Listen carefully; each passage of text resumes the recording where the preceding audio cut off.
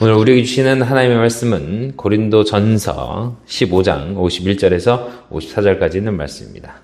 제가 봉독해 올립니다.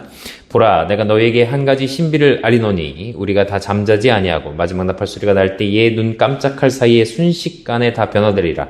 나팔소리가 나매 죽은 자들이 썩지 아니할 것으로 일어나고 우리가 변화되리니 이 썩을 것이 반드시 썩지 아니함을 입고 이 죽을 것이 반드시 죽지 아니함을 입으리로다. 그리하여 이 썩을 것이 썩지 아니함을 입고 이 죽을 것이 죽지 아니함을 입을 때에는 기록된 바 사망이 승리 가운데서 삼켜지리라 하신 말씀이 성취되리라. 아멘. 기도하겠습니다. 전능하신 주님 감사합니다. 말씀 가운데 주시고 홀로 영광받아 주시옵소서.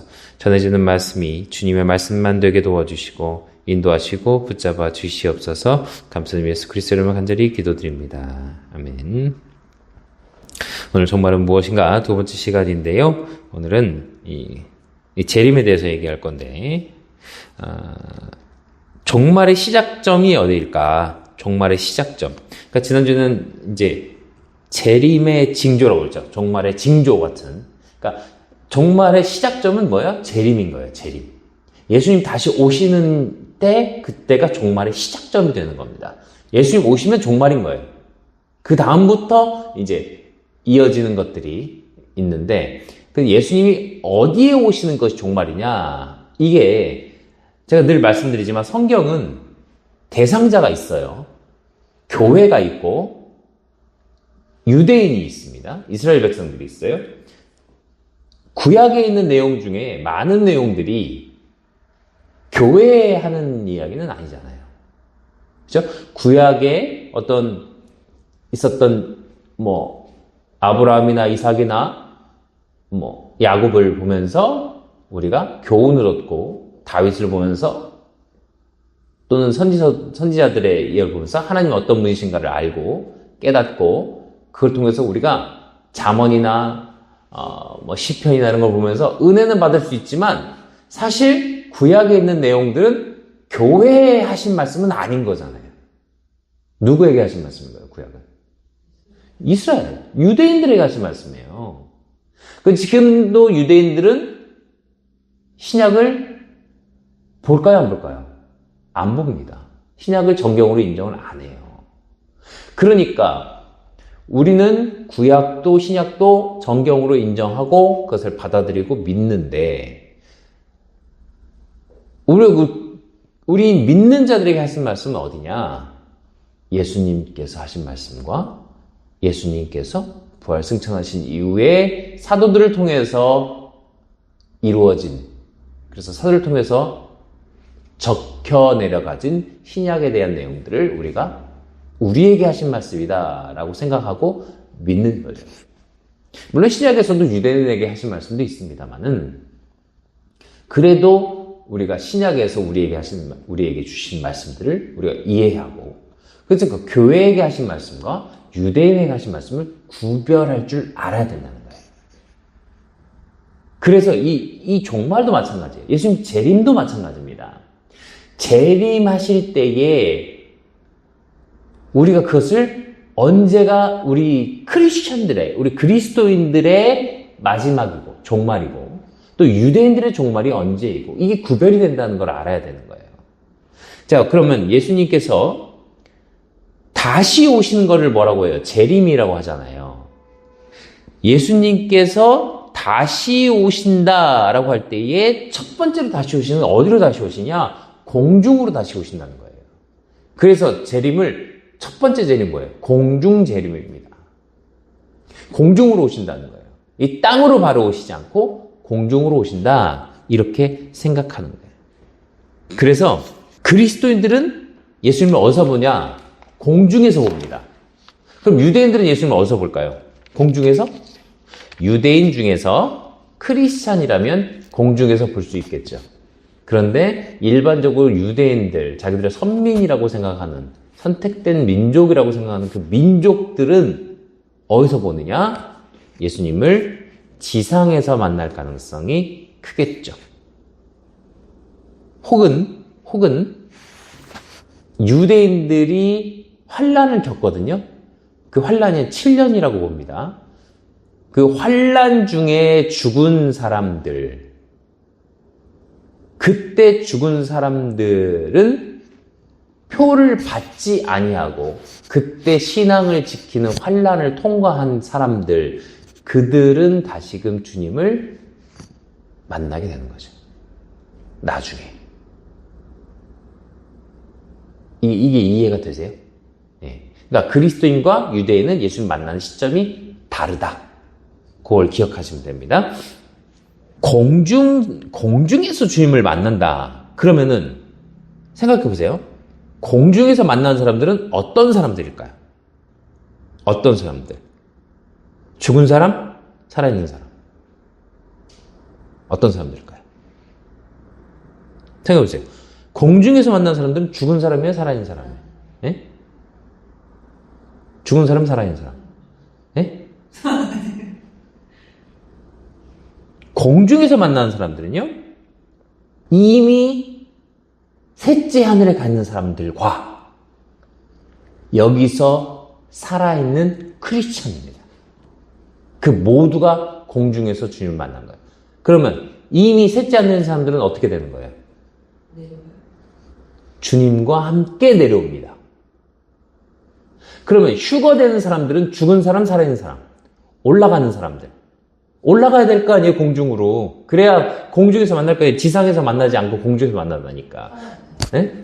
그럼 살아있는 사람들은 휴거된다. 보통 성경에서 휴거라는 말은 없습니다. 휴거라는 말은 없어요. 데살로니가서 4장 16절 17절 말씀 한번 보겠습니다. 여기서 이제 그 말씀들을 얘기해요. 오늘 우리가 읽은 말씀에서도 나오지만 여기서도 나오는데 16절에 보면 주께서 호령과 천사장의 음성과 하나님의 나팔소리와 함께 친히 하늘로부터 내려오시리니. 하늘로부터 내려오시는 게 어디예요? 셋째 하늘이에요. 셋째 하늘. 그리스도 안에서 죽은 자들이 먼저 일어나고 그 뒤에 살아서 남아있는 우리가 그들과 함께 구름들 속으로 채어 올라가. 자, 살아서 남아있는 우리가 그들과 함께 구름들 속으로 채어 올라가 공중에서 주를 만나려. 채어 올라가. 이걸 휴거라고 보는 거죠. 채어 올라가. 영어로 하면 comes up. 잡아서 끌고 올라가시는 거예요. 우리가 스스로 올라가는 게 아니라 날라서 가는 게 아니라 채어 올라간다는 거야. 채어서. 이걸 낚아채다라는 의미예요. 예수님께서 그러니까 부르시면 올라가는 거예요. 나팔소리와 함께 주님이 오시면서 호령과 함께 우리가 채어 올라가 간다는 거죠. 이걸 헬라어로는 하르파조라고 하는데 이걸 우리 휴거라고 얘기를 하는 거죠. 한문으로 휴거. 우리가 올라가는 거. 그렇게 이야기하는 거예요. 그래서 공중에서 주를 영접하게 하시리니 그리하여 우리가 항상 주와 함께 있으리라. 이렇게 말씀하고 있습니다. 자, 보세요. 근데 생각해 보세요. 우리가 공중에서 만난다고 하는데 그 공중에서 만나려면 우리가 올라가야 돼. 그런데 오늘 읽은 말씀에서 보면 친히 하늘로부터 내려오시고 그리스도 안에서 죽은 자들이 먼저 일어난다 라고 되어 있습니다. 일어난다. 그거 생각해 보세요. 자, 그리스도 안에서 죽은 자들이 먼저 일어난다. 그러면 생각해 보세요. 셋째 하늘에 있을 때 예수님께 오실 때에 이미 셋째 하늘에, 그러니까 쉽게 얘기해서 천국에 있는 사람들은 어떻게 되는 거예요? 천국에 있는 사람들은 죽은 자들이니까. 죽은 자들이잖아요? 그 사람들이 먼저 일어난대요. 자, 이게 개념이 이해가 되세요? 셋째 하늘에 있는데 갑자기 내려와서 그 영혼들이 다 죽은 자들 무덤 속에 들어가서 그 무덤에 있는 사람들이 일어난다. 이렇게처럼 생각이 되잖아요. 자, 그러면 모든 사람들이 시체가 땅에 묻은 썩은 것들이 이제 일어나고 에스겔서에 나오는 것처럼 마른 뼈들이 일어나서 살아나는 그런 것처럼 생각을 하잖아요. 자, 그럼 제가 말씀드린 그럼 화장한 사람들. 그러니까 화장한 사람은 어떻게 할 거예요? 네?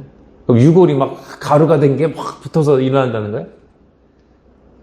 자, 14장 말씀 한번 보겠습니다. 14절. 방금 우리가 읽은 4장 14절 말씀. 읽겠습니다. 우리가 예수님께서 죽으셨다가 다시 일어나셨음을 믿을진대 그와 같이 예수님 안에서 잠자는 자들도 하나님께서 그분과 함께 데려오시니라. 자, 보세요. 우리가 16절만 보면 죽은 자들이 먼저 일어난다고 되어 있으니까 그럼 그 사람들은 다시 내려가서 죽으면 먼저 일어나는 거야? 아니에요. 14절에서 보니까 뭐라고 해요? 하나님께서 그분과 함께 데리고 오신대요. 이해가 되세요? 데리고 오신다고요. 하늘에서 셋째 하늘에서 공중으로 재림하실 때 구름 위에 계실 거 아니에요. 데리고 오신대요. 그리고 믿는 자들은 체력 올라간대요. 자, 그럼 여기서 의문. 그러면 그리스도에서 죽은 자들이 먼저 일어나고 할 때 그 먼저 일어나는 사람들은 누구냐고요? 누구냐? 그리스도 안에서 먼저 일어나는 사람 누구냐? 그러면 데려온 사람은 뭐고? 죽은 자들이 일어나는 건 뭐고? 체력 올라간 사람은 뭐야? 그거 제가 연구를 했어요. 뭘까? 이게 뭘까? 그리스도인이 죽으면 천국 가는 거잖아요. 셋째 하늘 가야 되는데 뭘까? 생각을 했어요. 자, 보세요. 하루에 전 세계에서 평균적으로 몇 명이 죽는 줄 아세요? 전 세계 평균적으로. 다 알 수도 없어. 하루에 죽는 인원을 다 알 수도 없어. 근데 통계상 하루에 죽는 사람을 약 160만 명 정도 보는 사람도 있어요. 정확히 알 수도 없어. 50억 인구 중에서 정확히 그러니까 통계를 놨을 때 그냥 그 정도예요. 그럼 1시간에 죽는 인원은 몇 명일까? 그러면 10분에 죽는 인원은 몇 명이야? 10분에. 1초에 몇 명이 죽을까? 다 알 수도 없는 거예요. 그냥 태어나자마자 죽는 애들도 있고 전 세계적으로 통계도 안 잡히는 저 오지에 있는 사람들도 있을 것이고.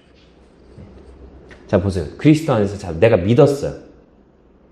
믿는데 이게 내려오셨어요. 그러니까 내려오셨단 말이야. 셋째 하늘에서 내려오고 계신데 그 시간에도 죽는 사람이 있을까 없을까? 있죠. 이 사람들이 셋째 하늘 찍고 내려올까요? 아니란 말이에요. 찍고 내려오겠어? 자, 죽은 자들이 먼저 일어난다고 할 때 주님께서 셋째 하늘에서 천국에서 있는 사람들, 창조시 때부터 지금까지 믿는 자, 하나님을 잘 믿고 섬겨서 또 예수님 잘 믿어서 천국에 있는 사람들이 주님과 함께 내려올 때에 죽는 사람들은 어떻게 할 거예요? 1초에도 수만 명씩 죽을 텐데 그 사람들이 죽었을 때, 진짜 죽었잖아요. 한 10분 전에 죽은 사람, 1시간 전에 죽은 사람, 그런 사람들 어떻게 된다? 그 사람들이 먼저 일어날 수 있겠죠. 그러니까 데려온 사람은 누구고 죽은 사람이 먼저 일어난 사람은 누구고 나까지 올라간 사람은 누구고 그렇게 생각할 수 있잖아요. 그러니까 그 순식간에 일어나는 일들이 먼저 일어날 때 죽은 자들이 먼저 일어나고 그래야 올라갈 거 아니 그 사람들도. 그러니까 이미 화장된 사람들은 내려올 거고 하늘에서 내려올 거고 이제 막 장례 치르고 있는 사람들 어떻게 할까? 오시고 있는데 장례 치르고 있는 사람도 있을 거 아니에요. 3일장하고 발인하고 입관하는 사람들도 있을 거 아니에요. 입관하는 사람들 발인하기 전에 있을 거 아니에요. 그런 사람들 어떻게 할 거예요? 그런 사람들이 먼저 일어난다는 거예요. 시신은 아직 시신으로 있던 사람들 먼저 일어나고 그 다음에 우리도 살아서 남아있는 우리가 그들과 함께 구름 속으로 채어 올라간다는 거예요. 이해되시죠? 이해되시죠? 저는 이거를 생각하게 되니까 그렇다는 거예요. 그러면 우리가 생각해 보세요. 우리가 채어 올라간다고 할 때에 지금 우리 몸이 중력으로 인해서 이거 올라가면 어렵잖아요. 그러니까 하나님은 중력이 있어도 끌고 올라가시겠죠? 라고 생각할 수 있죠. 그럴 수도 있어요. 그런데 성경에서는 그냥 우리 몸이 간다고 안 하세요. 성경에서는 뭐라고 하고 있느냐? 고린도전서 15장 51절, 오늘 우리가 읽은 말씀이죠? 거기 한번 보겠습니다. 보라, 내가 너희에게 한 가지 신비를 알리노니 우리가 다 잠자지 아니하고 마지막 나팔수가 날 때에 눈 깜짝할 사이에 순식간에 다 변화되리라. 변화된대요. 뭐가? 우리 몸이 변화된대요. 응? 변화되는 거예요. 빌립보서 3장 21절 보겠습니다.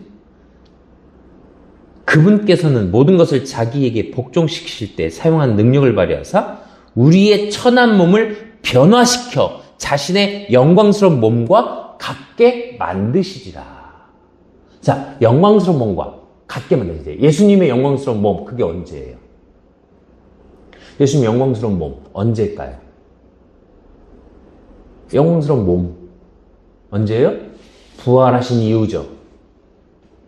그럼 예수님께서 부활하신 이후에 어떤 일들이 있었는지 한번 보자고요. 이거예요. 예수님 부활 전에도 기적을 일으키셨죠. 물 위를 걸으시기도 하시고, 또 오병이어로 이렇게 떼어주시니까 계속 5,000명을 먹이신 역사가 일어나는, 그러니까, 돌아가시기 전에도, 십자가 달리시기 전에도 기적은 이루셨지만, 영광스러운 몸은 아니었잖아요. 왜? 그건 흠없는 어린 양으로서 우리의 죄를 감당하신 몸이었기 때문에 영광스러운 몸이라고 하기는 어려워요. 그런데 예수님의 영광스러운 몸은 언제예요?